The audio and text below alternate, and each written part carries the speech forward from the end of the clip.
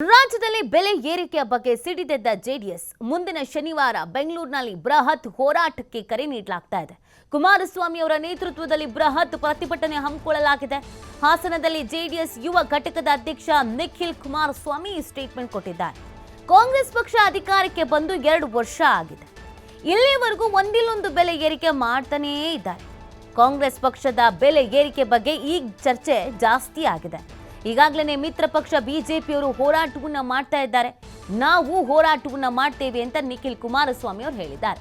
ಅಂದ್ರೆ ಪ್ರತ್ಯೇಕವಾದಂತಹ ಹೋರಾಟದ ಪ್ಲಾನ್ ಮಾಡ್ಕೊಳ್ತಾ ಇದ್ದಾರೆ ಜೆಡಿಎಸ್ನವರು ಅನ್ನೋದನ್ನ ಹೇಳಲಾಗ್ತಾ ಇತ್ತು. ಯಾಕಂದ್ರೆ ಈಗ ಬಿಜೆಪಿಯವರು ಹೋರಾಟವನ್ನ ಮಾಡ್ತಾ ಇದ್ದಾರೆ. ಬಿಜೆಪಿಯವರ ಜೊತೆಗೆ ಮರ್ಜ್ ಆಗಿ ಜೆಡಿಎಸ್ನವರು ಹೋರಾಟ ಮಾಡ್ತಾ ಇರಲಿಲ್ಲ. ಹಾಗಾಗಿ ಯಾಕೋ ಹೊಂದಾಣಿಕೆ ಇಲ್ವೇನೋ ಮಿತ್ರ ಪಕ್ಷಗಳ ನಡುವೆ ಅನ್ನೋದೊಂದು ಪ್ರಶ್ನೆ ಹುಟ್ಕೊಂಡಿತ್ತು.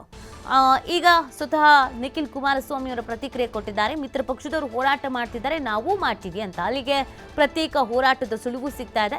ಶನಿವಾರ ರಾಜ್ಯದಲ್ಲಿ ಬೆಲೆ ಏರಿಕೆಯ ಬಗ್ಗೆ ಖಂಡಿಸಿ ಹೋರಾಟವನ್ನು ಮಾಡಬೇಕು ಅನ್ನುವಂಥ ನಿಟ್ಟಿನಲ್ಲಿ ಒಂದು ಪ್ಲಾನ್ ಅನ್ನು ಮಾಡಿಕೊಳ್ಳಲಾಗಿದೆ. ಸಿದ್ಧತೆ ಅನ್ನೋದು ಜೆಡಿಎಸ್ನಲ್ಲಿ ನಡೆದಿದೆ ಅನ್ನೋದು ಗೊತ್ತಾಗ್ತಿದೆ ಈ ಮುಖಾಂತರ. ಕಾಂಗ್ರೆಸ್ನ ಪಕ್ಷ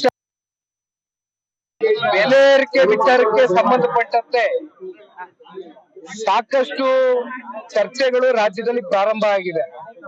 ಕಾಂಗ್ರೆಸ್ನ ಪಕ್ಷ ಆಡಳಿತಕ್ಕೆ ಬಂದು ಕಳೆದ 2 ವರ್ಷದಲ್ಲಿ ನಿರಂತರವಾಗಿ ಯಾವುದಾದ್ರೂ ಒಂದು ರೀತಿಯಲ್ಲಿ ಜನಗಳ ಮೇಲೆ ಬೆಲೆ ಏರಿಕೆ ಮಾಡುವ ಮೂಲಕ ಇವತ್ತು ಸಾಮಾನ್ಯ ಜನರಿಗೆ ಇವತ್ತು ಜೀವನ ಮಾಡ್ತಕ್ಕಂಥದಕ್ಕೆ ಬಹಳ ಕಷ್ಟಕರವಾದಂತ ಒಂದು ದಿನಗಳು ಇವತ್ತು ಈ ಕಾಂಗ್ರೆಸ್ನ ಕಳೆದ 2 ವರ್ಷದ ನಿರಂತರವಾದಂತ ಆಡಳಿತದಲ್ಲಿ ನಾವೇನ್ ಕಾಣ್ತಾ ಇದ್ದೇವೆ.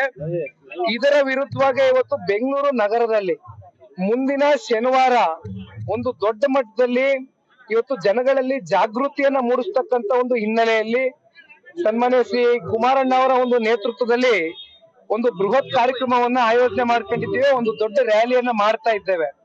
ಹಾಗಾಗಿ ಇದು ಒಂದು ಭಾಗ. ಇಷ್ಟೇ ಅಲ್ಲ, ಇವತ್ತು ನಮ್ಮ ಮಿತ್ರ ಪಕ್ಷಕ್ಕೂ ಕೂಡ ಭಾರತೀಯ ಜನತಾ ಪಾರ್ಟಿ ಅವರು ಕೂಡ ಅವ್ರದಾದಂತ ನಿಟ್ಟಿನಲ್ಲಿ ಇವತ್ತು ಬೆಲೆ ಏರಿಕೆ ವಿಚಾರಕ್ಕೆ